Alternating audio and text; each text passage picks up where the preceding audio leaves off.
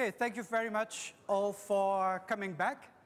And it's really good to see that after such a long and busy day, the room is still filled till the end. So that's really great. We are now at the last part of the program for today, which is the official program. But of course, we have something nice also for tonight. But I actually hope that you enjoyed the best practice fair. Did you enjoy it? Yeah? I think this is something that we from Pare values because every time that we ask you, what do you expect from the conference, we get the feedback that you said, we want to share best practices, experiences from other organizations that are member of Pare. And as you probably know, this is what we also did in previous years. Then we called it the poster session. And then we had a kind of, we also had 3 categories and a prize-winning announcement at the gala dinner. But we thought actually that the posters and all the work that you put in the best practice presentations deserve more attention. So this year, for the first time, we will actually also, following the votes that you gave to the posters, present the 3 best practices. So be aware that the persons that will present here did not prepare their presentations because they were not aware whether they would be voted for. So I think it's a great trial, and we will look how it works. And I also would like to encourage you to be active in the discussions that we will have about these 3 best practices. I will announce the 3 winners, and they will also receive a small present. And then give them the floor to briefly introduce their projects. And then we will have a more global discussion. In total, there were 23 submissions. And what we see is that these are not only posters, but also more and more combinations of posters or even only social media, video presentations. And I think that that's really great to see that we are also using these new means to raise awareness about rheumatic diseases. So, are you able and willing to know the winners? Yeah? Okay. In the first category, which was about awareness-raising campaigns for patients, there were 11 submissions, so that's actually also the biggest group. There was 1 including with video, but the winner is, and I have to announce that I did not vote.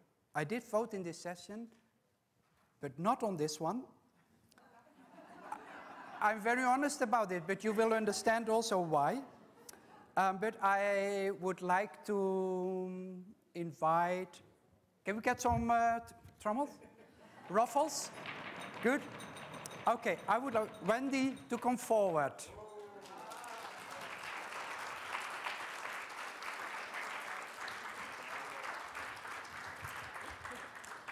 Your first time at a conference and immediately prize winning. Wow, this is really a rising star. This is your present. It is from Bulgaria. They choose this for you. And just have a seat and prepare for your short presentation. Okay. Then we had a second category, which was focused on public awareness raising among the general public. And that was one, ruffle again, by the Greek youth group. I would like Anastasia to come forward.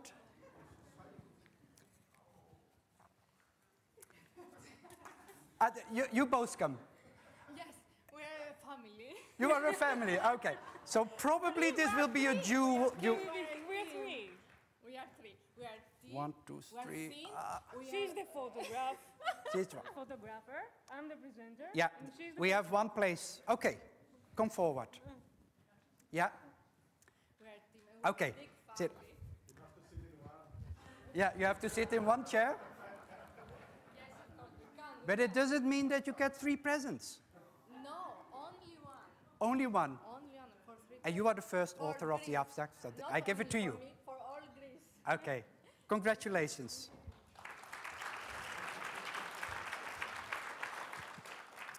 And then we have the final category, which was about raising awareness among policymakers. And there the winners are, and this was very good. Oh, think about the glasses. Ireland.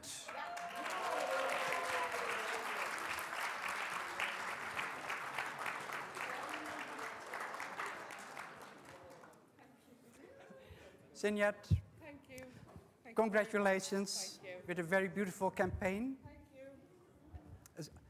Yeah, okay. choice, okay. Well, that's for the, that's for the photo, Thank and you. then you can take it a chair. Okay.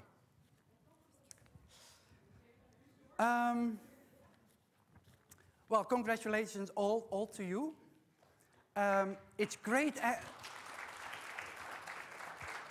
to see that we are very successful also in encouraging young people to enter Pare and become more active.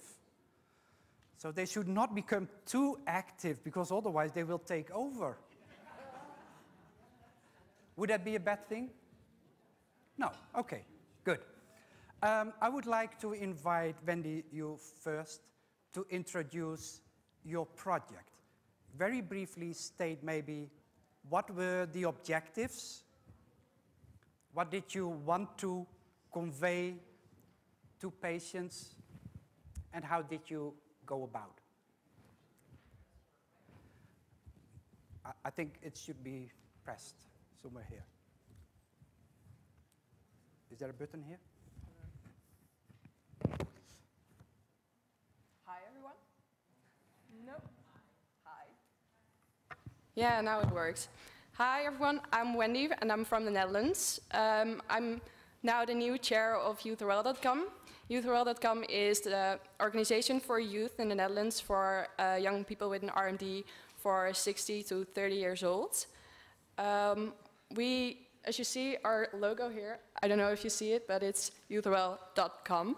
So .com is the most important thing in our organization because that's our online youth platform.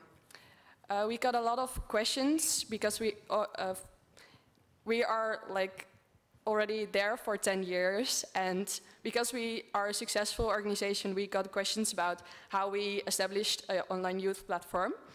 And for that, we wrote a guide with our best practices and how we did establish our youth group and our online youth platform. And you can download it if you want, but it contains like all the best tips and tricks to establish an online youth platform. And yeah, everything you need to know is in it, I think. So if you want to start a online youth platform, you should really like read it. It's good. I also have some copies, so if you want, you can get one. Besides the guide, we also had like 2 knowledge transfer programs. I think most of you did heard of it, but we had like 2 programs one with Italy and one with Romania and Poland. We learned them how they could like establish an online youth platform with use of our guide, and we helped them with the first steps. And I think they are doing a really good job now, so yeah. Yeah, well, I think that's it. about our poster. Thank you.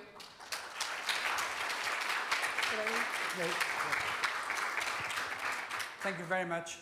I think it's wonderful to see that the Eular Knowledge Transfer Program, which is a small budget where all Pare members can apply for to set up a project, a collaborative project with another Pare member.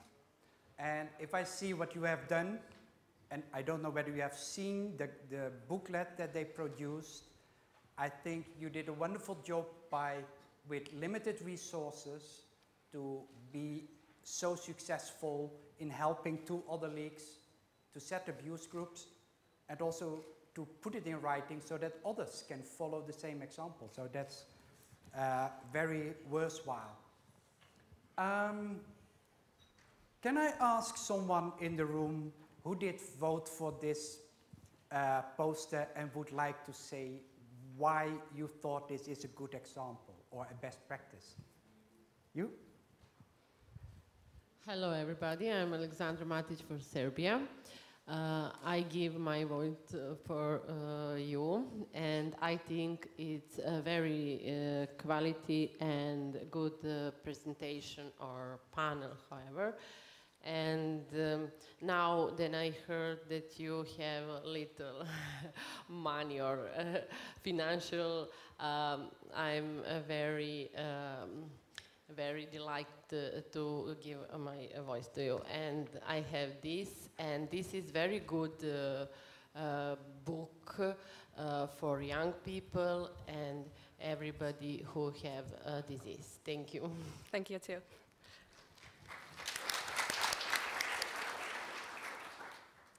Okay, thank you very much. I'm just informed by Florian that if anybody is interested in the knowledge transfer program and you want to make use of it, make sure that you get a hard copy of the conditions and how to apply. So this is really something that we value much. So please use it also. It's there, you can use it, and you can benefit from it. Shall I put it here? Okay. Someone else who would like to say why you thought this is a best practice? Who did take a copy? Jolanta? I am Jolanta from Poland, and we participate in knowledge transfer program. Me as president of federation signed this program, and it was really successful for us, and we are preparing a new platform for young people in Poland. And thank you, Wendy, for opportunity to join your workshop, and we can learn a lot. I am not representing of youth rheumatic person from Poland. I was a young, but I know how it's important for young people to have a good source of knowledge and supporters, peer supporters. It's very important for all of young people. Okay. Yeah, thank you. For the people who did take a copy of the booklet, who think that they are going to use it and try to set up a youth group in your country? I see a green card, a hand up. Yeah? Would you like to say a little bit what you expect from the guide? Guidelines to set up a youth group, I think. Yeah, we discussed this in the workshop too, and I hope that this will provide me with more information and tips on setting up a youth group. Okay, yeah. If they have questions, where should they go, Wendy?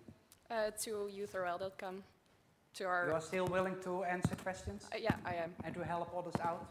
Yeah? Yeah. Okay.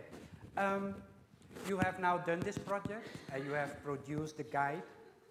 How do you have further plans to evaluate how the guide is helpful, how it can be implemented? Do you have any thoughts about the follow-up?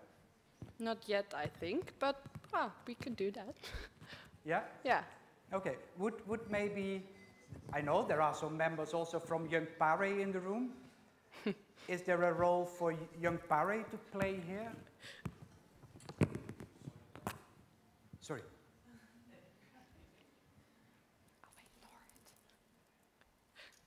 Anybody who wants to say a little bit about Young Pare?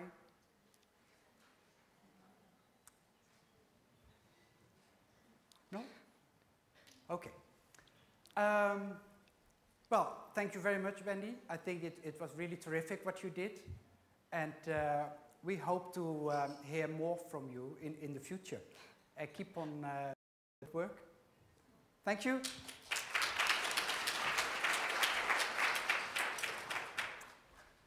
So now, how did you already solve who is going to present on behalf of the Greek? Dora will.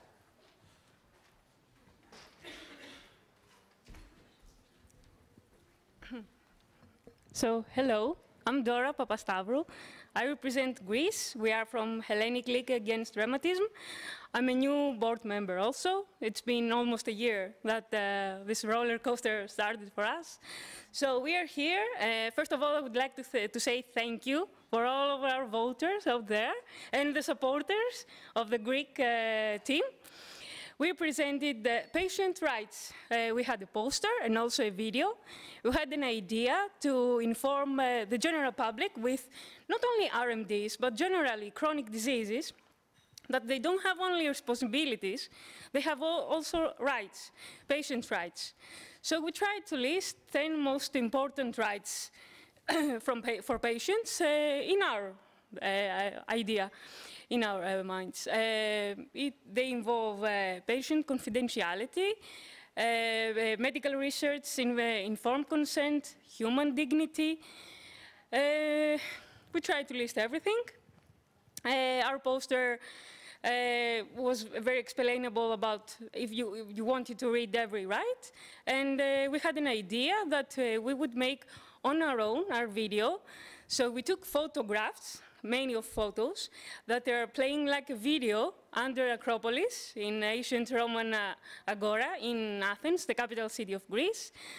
So we have a video also. What else? Okay. So. Yeah. Yes. You want to see it? Do you want to see it? Well, most of you have already seen it, but we will show a little bit of the video.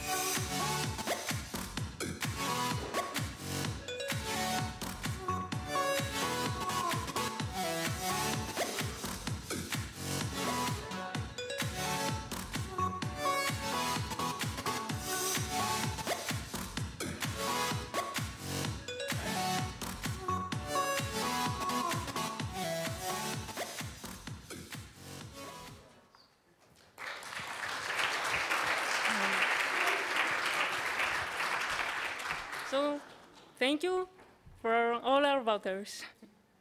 Very beautiful. I think that must have been very costly to make such a No, video. the video was created on our own. We took the photos. Dora created the video. She chose the music without intellectual property rights. And it was all an idea. And we created the poster. It has nice contrast, you know, it's orange with white background. So you all did it yourself? All the things? Yes. Did you have any help with producing With it? the printing of the poster. Only the printing of the poster? Yes. Wow, that's really impressive.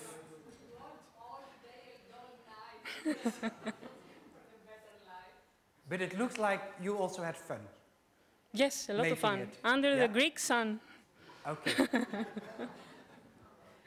Excellent. Who did vote for this presentation? Yeah? Would you like, Rieke Alten?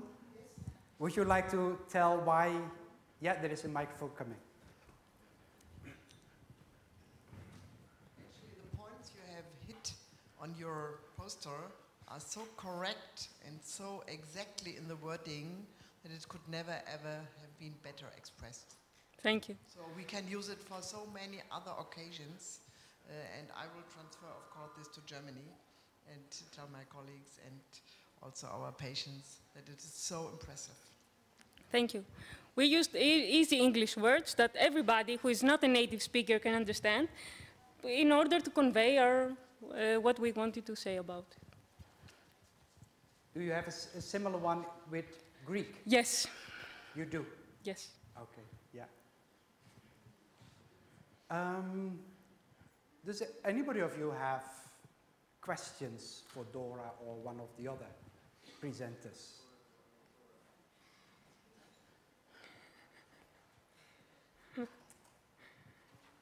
What will be the next step? Sorry, Marius, think about this one. Marius first. So just I want to ask how you intend to implementing all the rights. We have the Greek poster. We will inform our patient. We will post the video. This is the first time that the video is live. So yeah, we're gonna inform our patient and our team organizations. And we will convey that they have rights. And they should ask for them. And Yeah. Did you also collaborate with health professionals? yes, I had meetings with bioethics because we had the patient right about the medical research, that they have rights to be informed and with informed consent. And we were based on the doctors, they have the bylaws or something, the medical. So we were based on their laws too, and then general ideas about what a simple patient should have a right to. So you did check the liabilities of the things that were in the Yes. video? Okay. It yeah. is accurate in Greece, 100%. Yeah. Okay. And it looks like everything went very smoothly, but I can imagine that it didn't, everything did go well. Did you face any barriers in producing this? No, it was fun. It was Yeah?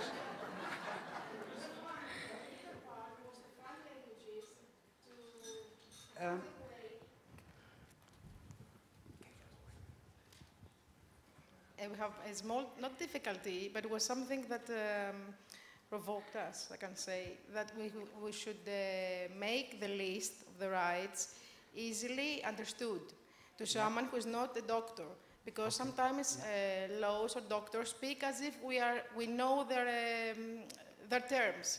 And this is my personally, I don't know the word now. Anyway, we've tried to use some easy language. That's what Dora said. This was the most difficult, but... Okay. So really the challenge and the efforts to avoid any medical or difficult language. Yeah. We are a lot of year patients, over 30 years. So we know, I think we know better from all the doctors. I'm sorry about that, but I am the person that I feel pain. I must speak about my illness. Awesome.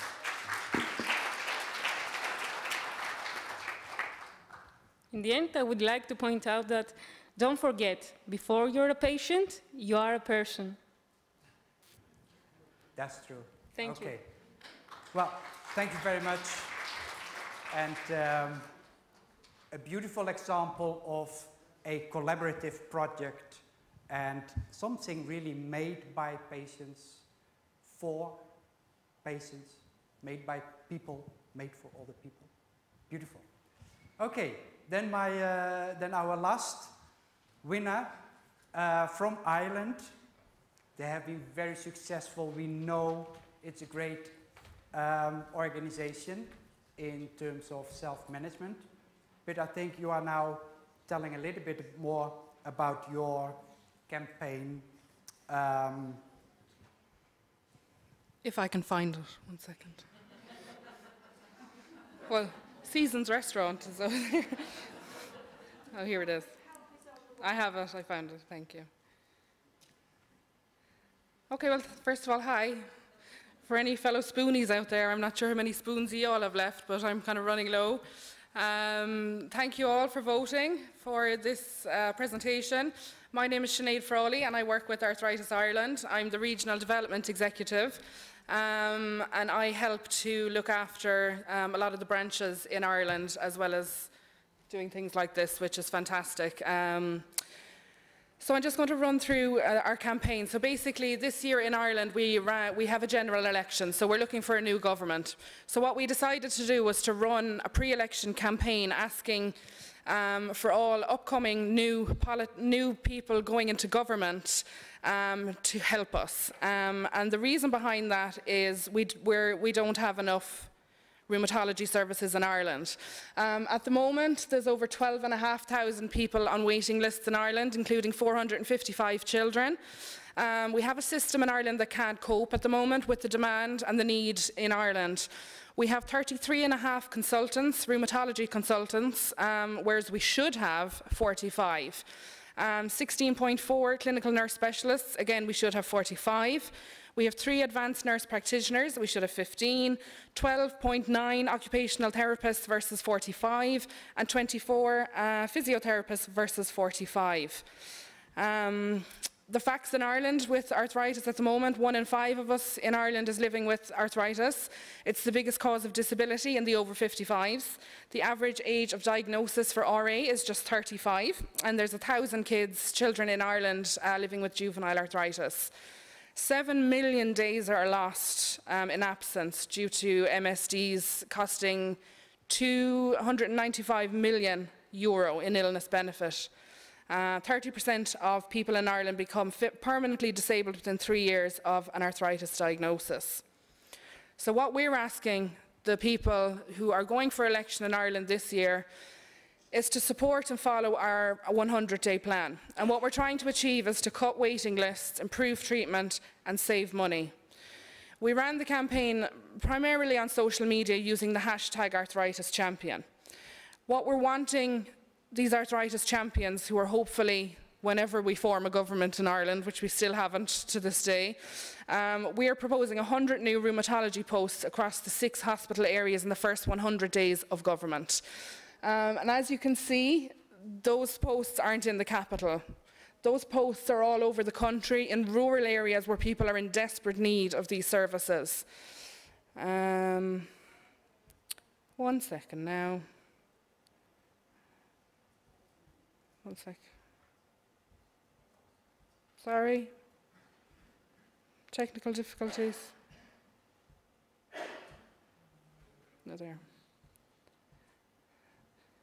Okay, so that's what we're saying. We're asking for a political commitment of 100 people in the first 100 days of government, 6 additional rheumatology consultants, which still won't bring us up to what we need, 29 additional clinical nurse specialists, 12 rheumatology advanced nurse practitioners, and 21 additional physiotherapists and 32 occupational therapists. So what we devised was a toolkit to enable people to contact their local politicians, their local election candidates, and included in that toolkit were the following. So there was this post here where we asked people, we sent it out to everybody on our database, so anybody that ever had anything to do with Arthritis Ireland, anybody that we had ever contact with or contact with us, we sent it to. We sent it to doctors, nurses, the media, we sent it everywhere we possibly could. So we made it very easy for people to ask their local candidates to get involved in several ways. We have a dedicated website that we set up specifically for this election campaign called www.whyarewewaiting.ie. We couldn't have made it easier for the election candidates to sign up to become an arthritis champion to support our 100-day plan. Literally all they had to do was stand at the door, stand anywhere they could, holding this card that says, I am a #arthritis champion, take a picture of it, post it to their social media accounts or send it to us in Arthritis Ireland, and we would do the rest and try and get these trending. The more the merrier. We wanted to get the word out as much as we could. We had a public launch outside the Dáil in Dublin, Leinster House, which is where all the politicians meet. We stood outside holding our "Why are we waiting?" with a question mark sign. We had volunteers come on the day to help us out. We have the two lovely ladies on the left who are suffering with juvenile arthritis, who came along on the day as well to help us promote it. Here are only a snapshot, I'm happy to say, of the politicians that signed up to become arthritis champions in Ireland. We had 70 politicians sign up to become arthritis champions, which is a huge number in Ireland, I can tell you. Of the 70 politicians that did sign up to become arthritis champions, 37 have been elected to government. So whenever we do manage to elect a government in Ireland, we have 37 of those people committed to implementing our 100-day plan, which is absolutely fantastic. This campaign was mainly done through social media. However, we did have help. We had media support through radio, TV and various press outlets as well, including newspapers. But I really want to just show you the social media impact that the campaign had. These are just a couple of stats from Facebook 1 week into the campaign. We had totally dedicated our social media to the campaign once the general election was announced. And from the date the general election was announced to the day we went and voted was 3 weeks. So we had 3 weeks from the word go to get as much as possible throughout Ireland as we could backing this campaign. So I'm really happy to say that within the first week into this social media campaign, we now have, well at this stage, nearly 12,000 total page likes on the Arthritis Ireland Facebook account. We had 1,787 reactions to posts that I posted on social media. Our most popular posts reach over 117,000 people. Ireland's a small country. That's an amazing figure. It went so well for us. We had 99 comments in the first week under our post, 258 shares and 4,862 post clicks. In relation to Twitter then, from February, I've taken stats just from February alone on Twitter. As I said earlier, I nearly had carpal tunnel syndrome because I tweeted 469 tweets in the month of February, purely on this general election campaign. Our tweet impressions reached over 146,000. We had 1,801 profile visits, 482 mentions, and 69 new followers in the month of February, which again for us is huge. So we were extremely happy with that. I've just given you an example of a tweet the type of tweet that we posted. We tried to be emotive in our tweets and tried to reach as many people as we could. So every day on a waiting list is a day of my childhood gone. And we used the #ArthritisChampion and the #100days to try and keep it trending and get momentum for the 3 weeks that we had to make this a success. Thankfully, the #ArthritisChampion started trending. So it was in the top 5 hashtags that were the highest trending hashtags on day 1 of the general election in Ireland. So extremely proud of that. And finally, just a summary slide here just to say we had over 70 election candidates signed up as arthritis champions. 37 of those were elected.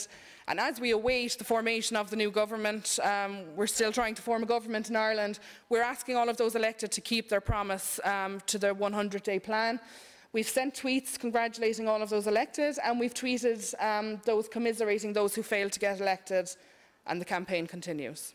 So thank you very much for your time and for voting for us.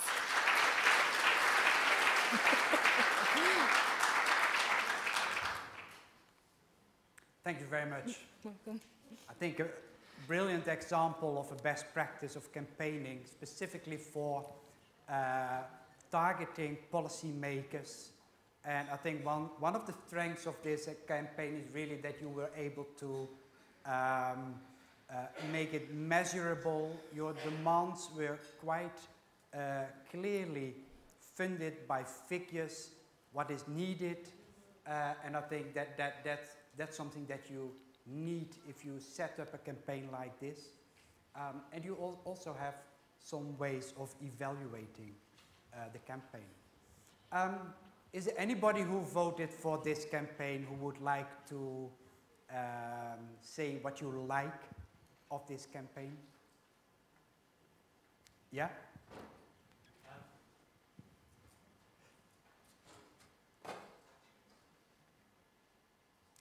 I was particularly impressed by the fact that you've got so many politicians running up into an election to commit to something they'll do afterwards. More often than not, I find politicians are try to avoid anything outside of their normal policy of the party running into an election. And I just have to applaud you for that. Thank you. It wasn't easy. But do you also mean that it's easy for politicians to sign up also in advance of the elections? But how are you going to follow up and make sure that what they promised, what they say? You haven't met me. No, do you need, the campaign continues. The campaign continues. So unfortunately, that's the hard bit of it. It is the hard bit because unfortunately we are in a position where we may actually have to run this campaign again. We're looking in Ireland at the moment at having another general election because we've been unable to elect a government. I think it's 49 days now into trying to elect a government. So we may have to start all of this again, but the good thing is that it's measurable, and the good thing that going forward, if we do have to do it all again, we have the commitment from those that have already been elected, so that takes the big sting out of having to run it again, you know. So it will be a challenge, but you know, we're happy to do it. I mean, it's successful, it's tangible, it's something that we can measure, and going forward, I suppose, like Raj was saying there, you know, we can't make people. Yes, they've promised to sign up for they've promised, you know, to commit to this 100-day plan. But what we will do is have a continual channel of communication with these people via social media, via letters, via every possible way that we can to make sure that they keep their promise, their 100-day promise. Yeah, okay. Any other questions? John. Thanks, John.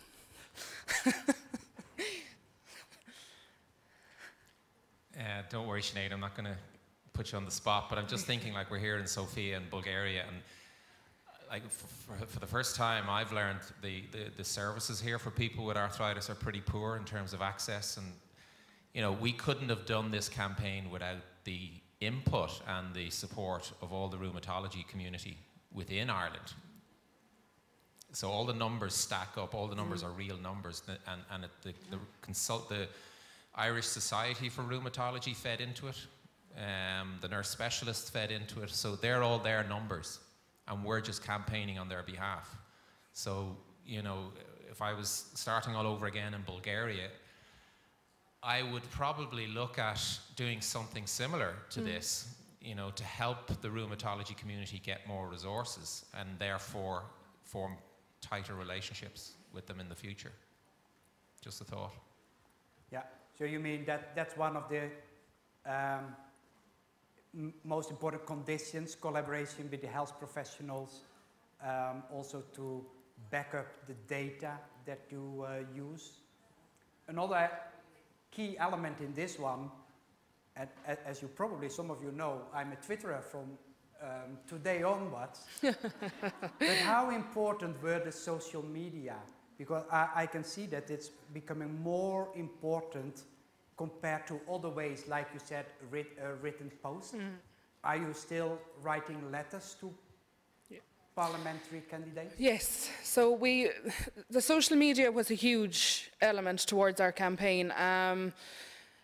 A lot of the people that we wanted involved were news outlets, media outlets, politicians, to try and get the information to as wide a network of people as possible.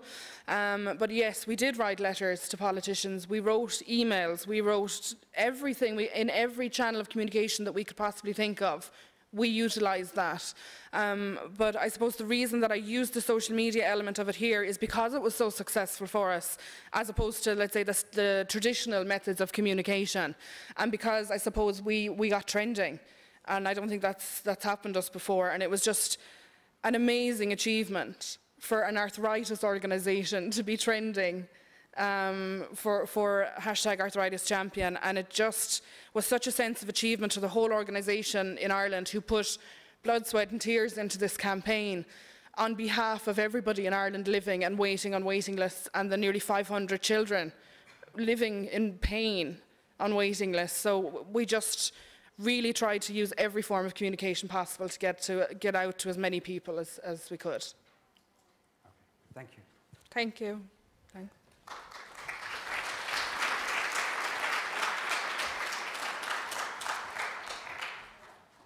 We come to the end of this last session. I hope you enjoyed it. At least I really appreciated and enjoyed all your 3 presentations. I think, although I know that in most groups it was really a tight competition with the others, all submitters did get votes, so I think that's. And I personally thought that all these submissions and posters were really of high quality. So I still remember, and that this is some years ago, where sometimes there were posters still printed on an A3 at home. Maybe some of you remember that. But this time, I think really all posters were of high quality. But yours were voted as best. So congratulations. Thanks for presenting it here. So that's a big applause. Thank you all also for attending, paying attention to the posters and giving your votes. And maybe, do you still have your voting cards? Yeah? I would like to ask you, do you think this way of presenting the winners of the best practice, do you like this format? So it seems there is a reason to consider this for next year. Okay, thank you very much. Then I would like to go back to Florian, who has followed the Twitter wall. Thank you.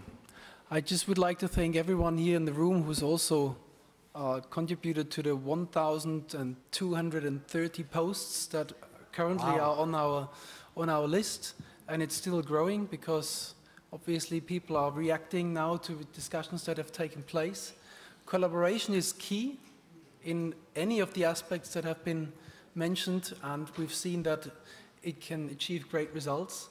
And maybe as a suggestion, because I've seen that you would like Eular to take some role in teaching social media, and Maarten is becoming a teacher maybe himself soon. And in order to grow the community that listens to the discussions, maybe you can take 1 or 2 posts that you liked specifically and send it to one dedicated account or person or organization that you have not involved maybe until now in the Twitter discussion, so you can involve that organization that you would like to address, or the person, with the hashtag Pare 2016, and maybe also hashtag shared decision making. And if you want to add person-centered care, the more the better, in order to include more and different topics at the same time on Twitter. Thank you very much. Thank you, Florian, for following everything what's happening on Twitter.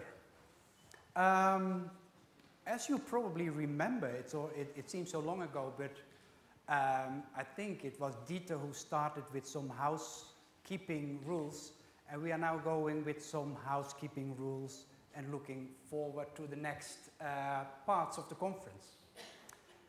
So, we are coming to an end, as said. You will have now some time to rest. So, you can go to your room or do something else, go outside. But then there is a possibility to join us before dinner at a small kind of reception, but it is just optional. So it looks like it's wine and rosé thing, but there probably are also other drinks. So this is really optional.